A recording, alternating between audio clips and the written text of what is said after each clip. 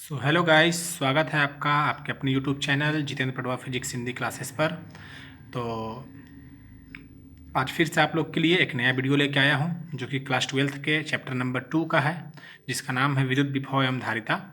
और आज हम लोग पढ़ेंगे किसी भी बिंदु पर विद्युत विभव ज्ञात करना। अभी तक हम लोग क्या पढ़े थे? कल का जो वीडियो था अपना पिछला वीडियो जो है वो था अक्षीय स्थिति और निरक्षीय स्थिति में किसी बिंदु पर विद्युत विभव ज्ञात करना।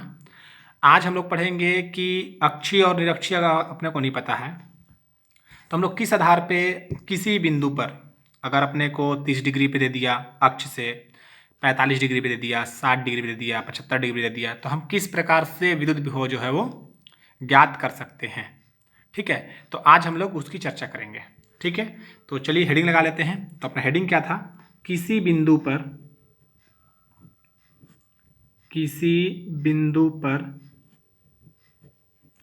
वैद्युत द्विध्रुव के कारण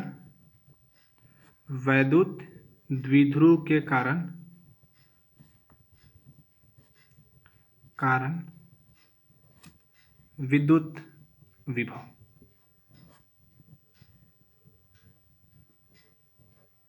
ठीक है, ये अपना आज का टॉपिक है। किसी बिंदु पर वैद्युत द्विध्रुव कारण क्या निकालना? अपने को विद्युत विभव ज्ञात करना है।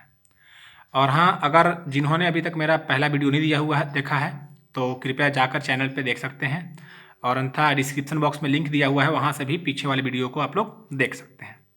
ठीक है, सो अपने को निकालना क्या है? किसी बिंदु पर वैद्युत द्विध्रुव के कारण विद्युत विभव निकालना है। ठीक है, तो चलिए स्टार्ट करते हैं।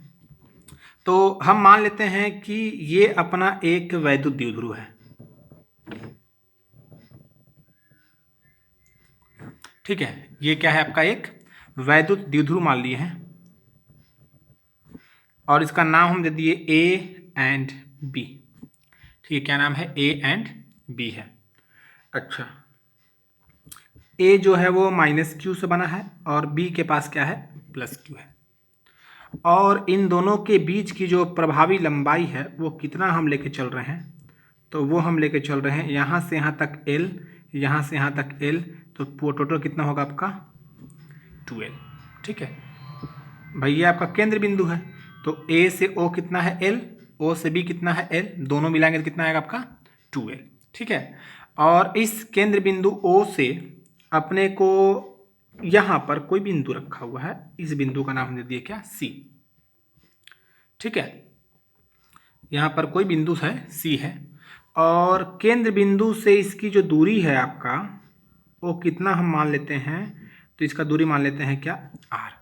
अभी तक हम लोग क्या ले रहे थे कि या तो अक्ष पर हो, मतलब कि वैद्युत द्विध्रुव अक्ष का 0 डिग्री कोण बना रहा है, या फिर निरक्ष पर हो, यानी कि वैद्युत द्विध्रुव के साथ वो 90 डिग्री का कोण बना रहा है। अभी तक हम लोग इन दोनों कंडीशनों को पढ़े थे। ठीक है, हम क्या पढ़ रहे हैं अब कि किसी बिंदु पर, तो किसी बिंदु का मतलब क्या है कि ये कुछ ना कुछ तो कोण बना रहा होगा इससे ना, इससे कुछ ना कुछ तो कोण बना रहा होगा। हम मान लेते हैं कितना कोण बना रहा है आपका? ये थीटा कोण बनाते हुए रखा गया है। यहाँ पे जो सी है वो इस वैद्युत द्विध्रुव ए बी के अक्ष के साथ थीटा कोण पर स्थित है। कहाँ पे स्थित है? सी पर स्थित है। ठीक है, तो इसको थोड़ा सा हम लोग लिख लेते हैं।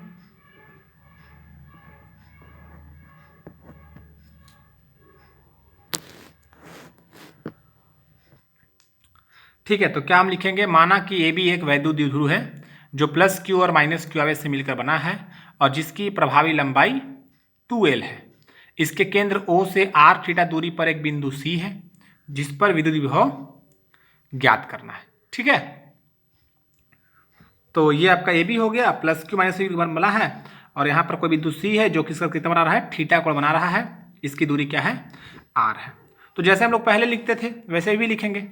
क्या? +q आवेश के कारण।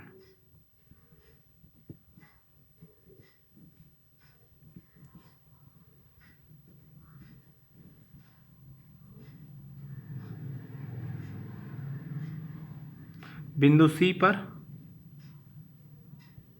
विद्युत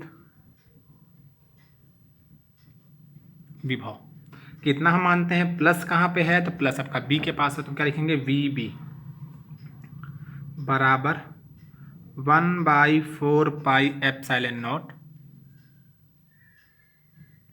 प्लस क्यू बाई बी से सी तक की दूरी। तो बी से सी तक की दूरी यही होगा आपका।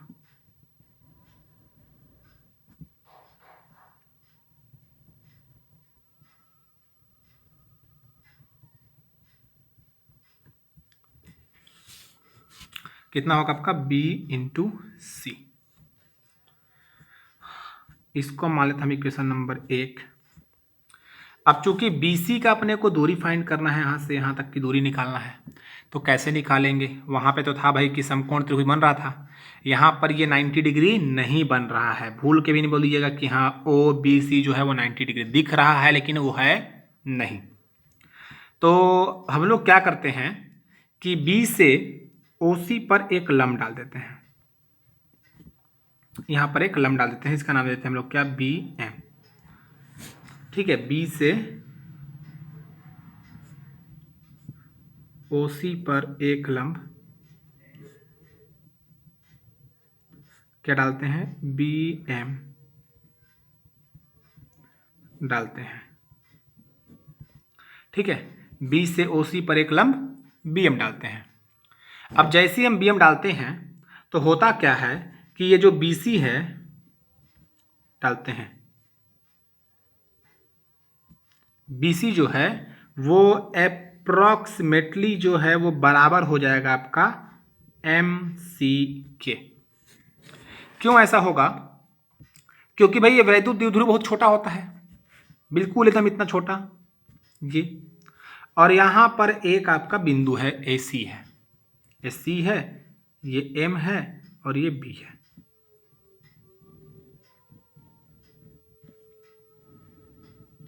अब जब चूंकि ये एंगल जो कोण होता है बहुत ही छोटा होता है, इसलिए हम लोग क्या बोलते हैं कि ये जो MC है और ये जो BC है वो क्या होगा, लगभग बराबर होगा। हम लोग क्या बोल रहे हैं, इसको लगभग बराबर होगा।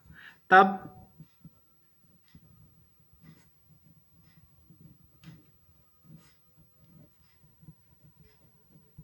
समीकरण 1 से क्या लिखेंगे, VB बराबर 1/4 pi epsilon naught plus Q. BC क्या लेना अपने को, MC। अपने को फाइंड क्या करना है, अब MC फाइंड करना है, MC निकालना है। तो यहां से MC कितना हो जाएगा, ये MC कितना हो जाएगा, OC माइनस OM लिख सकते हैं हम लोग। चूंकि MC बराबर क्या हो जाएगा आपका, OC माइनस OM, जहां OC बराबर क्या है, R और OM बराबर। अब थोड़ा देखो कि हम यहां से ये डाले हैं लंब। लंब का मतलब क्या होता है, ये समकोण है। ठीक है, हम B से M पर क्या कर रहे हैं, एक लंब डाले हैं और ये क्या है आपका, समकोण है। ठीक है, तो क्या हम इस त्रिभुज को मान सकते हैं OMB जो है वो समकोण त्रिभुज है? OMB में हम समकोण त्रिभुज लिख सकते हैं कि नहीं लिख सकते हैं? अब जब हम OMB इस समकोण त्रिभुज बना रहे हैं तो क्या होगा इस OMB में, तो इस OMB में OM जो है वो आपका क्या है, आधार है, क्योंकि ये आपका जो है वो लंब है, ये लंब है, समकोण के सामने होता है कर्ण, तो बचा हुआ क्या होगा, आधार। तो अपने को क्या निकालना है, आधार। OM क्या है, आधार है, और आधार का फॉर्मूला क्या होता है, कर्ण इंटू कॉस थीटा होता है ना, कॉस थीटा बराबर आधार बटे कर्ण। तो हम आधार निकालेंगे तो क्या होगा आपका, कर्ण इंटू कॉस थीटा, तो क्या हो जाएगा आपका MB कॉस थीटा। चलिए यहां पुट करते हैं, इसलिए MC बराबर OC का मान तो आपका R है और OM का वैल्यू क्या आ गया आपका, MB cos theta. Sorry MB cos theta नहीं, OB होगा, सॉरी कर्ण लेना है ना, लंब थोड़ी लेना है, OB होगा, OB कॉस थीटा होगा। अब OB का मान कितना होता है आपका, OB का मान दिया हुआ है, कितना दिया हुआ है, L कॉस थीटा। ठीक है, इस प्रकार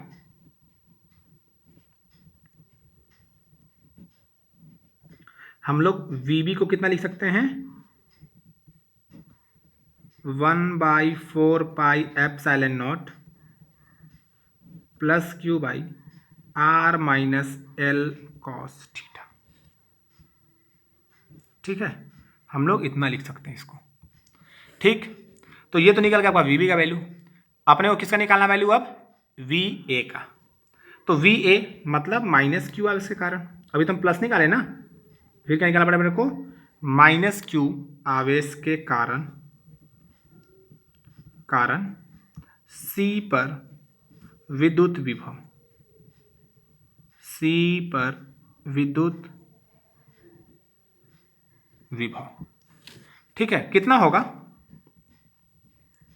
तो देखो यहां पर माइनस क्यू कहां पे है? ए के पास है, माइनस क्यू ए के पास है, तो क्या होगा आपका? वी ए ले लेते हैं इसको। तो वी ए बराबर क्या होगा आपका? 1/4πε0। अब चूंकि माइनस क्यू है तो माइनस क्यू अपॉन ए सी, ये ए सी। ठीक है, चूंकि अब ए सी का मान हम निकालेंगे कैसे? तो हम क्या करते हैं यहां पर कि इस वाले ओ सी को थोड़ा इधर बढ़ाते हैं आगे,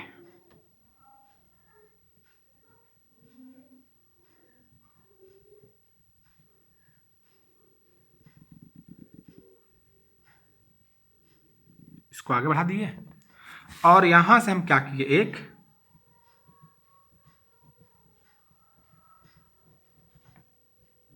लंब डाल दिए, यहां से एक लंब डाल दिए। ठीक है, तो हम क्या बोलते हैं यहां पर कि बिंदु बिंदु ए से ओसी पर एक लंब क्या डालेंगे? ओसी पर एक लंब ए एन डालते हैं, ए एन डालते हैं। ठीक है, एक लंब ए एन डालते हैं। अब जैसे ही एन डालेंगे तो होगा क्या कि जो ये ए सी है वो आपका अप्रॉक्सीमेटली जो है एन सी के बराबर हो जाएगा। ठीक है, क्या हो जाएगा आपका?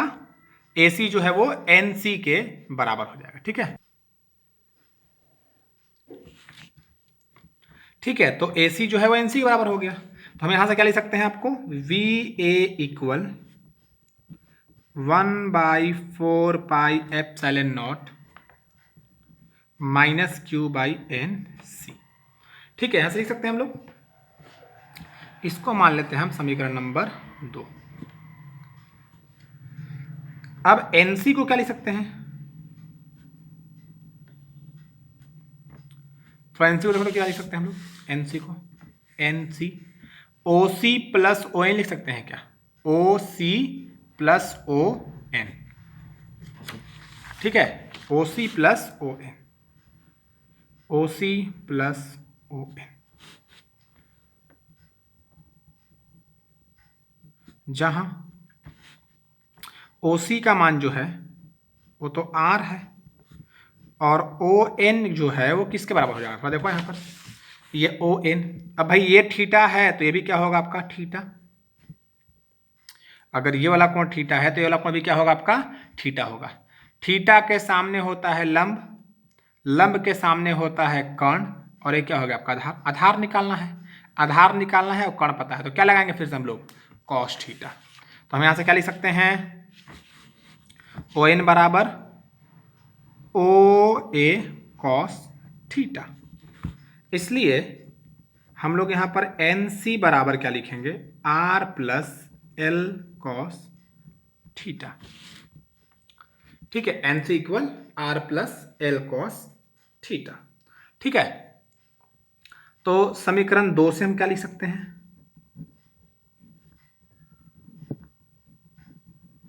अपना समीकरण 2 क्या दिया हुआ है?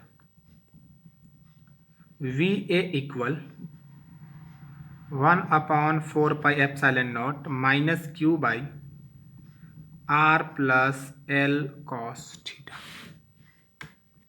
ठीक है, V A equal 1/4πε0 minus Q by R plus L cos theta. तो ये निकल गया आपका वी ए वी। यदि सी पर परिणामी विभव कितना हो, मान लेते वी हो। अगर सी पर परिणामी विभव वी हो तो वी इक्वल क्या होता है आपका, V A plus V B, या वी ए बराबर क्या होगा आपका 1/4 pi epsilon naught minus Q by R plus L cos theta. और वी बी कितना है, तो 1/4 pi epsilon naught plus Q by R minus L cos theta. ठीक है। अच्छा, इसमें से कॉमन क्या निकलेगा आपका, तो कॉमन निकलने वाला है आपका 1/4 pi epsilon naught Q.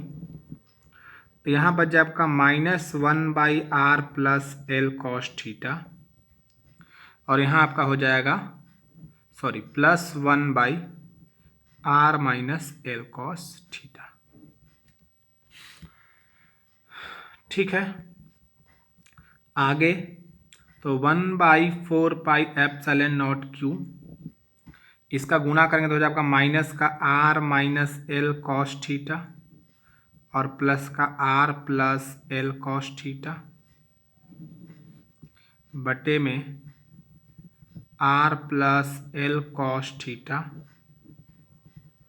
r minus L cos theta. सो v equal 1/4 pi epsilon naught Q. चलिए गुना कर देते हैं, माइनस प्लस क्या हो जाएगा, माइनस माइनस माइनस क्या हो जाएगा आपका plus, and plus R plus L cos theta A plus B, A minus B क्या होता है, A square minus B square. R से आर खत्म हो जाएगा, प्लस माइनस, तो आपका आ जाएगा v equal 1/4 pi epsilon naught Q L cos theta plus L cos theta कितना 2l कॉस थीटा, और ये आपका हो जाएगा R square minus L square cos square theta. और इसको हम और लिखना चाहें तो क्या लिख सकते हैं, 1/4 pi epsilon naught Q into 2l किसके बराबर होता है आपका, स्मॉल पी के इक्वल, जिसको हम लोग क्या बोलते हैं, डाइपोल मोमेंट, वैद्युत द्विध्रुव आघूर्ण।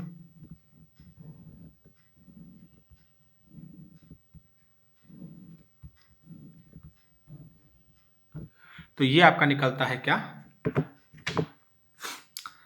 परिणामी विभव कहाँ पे, किसी भी बिंदु पर। ठीक है, किसी भी बिंदु पर परिणामी विभव। अच्छा, अगर हम यहां से स्थितियां पूछ दें,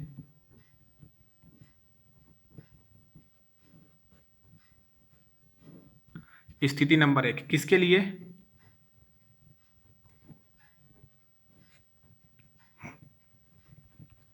अक्षीय स्थिति के लिए, बताया भी ना, अक्षीय स्थिति निकाल सकते हैं। थोड़ा डायग्राम पर ध्यान दीजिए। अक्षीय का मतलब क्या होता है, ये बिंदु जो है कहाँ आ जाता है आपका, इस वाले पे। अगर ये बिंदु यहाँ पे पहुंच जाएगा तो ये कोण का मान कितना हो जाएगा, अगर हम इस लाइन को इस पे ऐसे इस पे ड्रॉ करना चाहें, इस पे खींचना चाहें, तो इस एंगल का मान कितना हो जाएगा, अगर ये वाला बिंदु यहाँ आ जाएगा तो कितना कोण बनाएगा, 0 डिग्री। तो अक्षीय स्थिति में क्या होगा आपका, थीटा बराबर 0 डिग्री। जब थीटा बराबर 0 डिग्री होगा तो v का मान कितना आएगा, 1/4 pi epsilon naught p cos 0 by R square minus L square cos square 0, यानी कि 1/4 pi epsilon naught p cos 0 का वैल्यू 1, और यहाँ भी क्या cos 0 का वैल्यू 1, यानी कि क्या निकल जाएगा आपका 1/4πε0 P/r² माइनस L²। देखिए तो हम लोग कल यही निकाले थे क्या पिछले लेक्चर में? पीछे वाले लेक्चर हम लोग अक्षीय स्थिति में ही निकाले थे एक्सियल पॉइंट पे। अच्छा, स्थिति नंबर 2,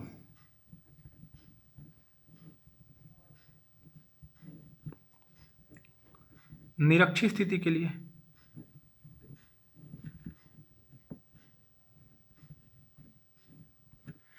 निरक्षीय स्थिति क्या हो जाएगा? थीटा बराबर आपका कितना निकाला था हम लोग? 90 डिग्री होता है भाई। ये वाला जो बिंदु है वो आ जाएगा यहाँ पर, तो यहाँ से यहाँ तक का कोण कितना बनेगा आपका? 90 डिग्री। तो v इक्वल क्या होगा आपका? 1/4πε0 P cos 90 बटे में r² माइनस L² cos² 90। सो v इक्वल 1/4πε0 और cos 90 का वैल्यू होता है आपका 0, और 0 में किसी भी राशि गुना करेंगे तो क्या आएगा? 0। तो निरक्षीय में लोग क्या निकाले थे आपका? 0, और अक्षीय में ये। तो इसके द्वारा हम लोग दोनों निकाल सकते हैं। अगर हम अक्षीय निरक्षीय नहीं पढ़ते हैं, किसी बिंदु पर पढ़ते हैं, तो भी हम लोग निकाल सकते हैं कितना होगा आपका अक्षीय में और कितना होगा निरक्षीय में। ठीक है, आई होप आप लोग को समझ में आ गया होगा ये लेक्चर, इस टॉपिक को। आगे लेक्चर जो हम लोग पढ़ने वाले हैं वो पढ़ेंगे आपका समविभव पृष्ठ और विद्युत धारिता, जो कि बहुत इंपॉर्टेंट है, विद्युत धारिता भी और समविभव पृष्ठ भी। ठीक है, तो उसको हम लोग अगले लेक्चर में पढ़ते हैं। तब तक के लिए bye bye, have a nice day.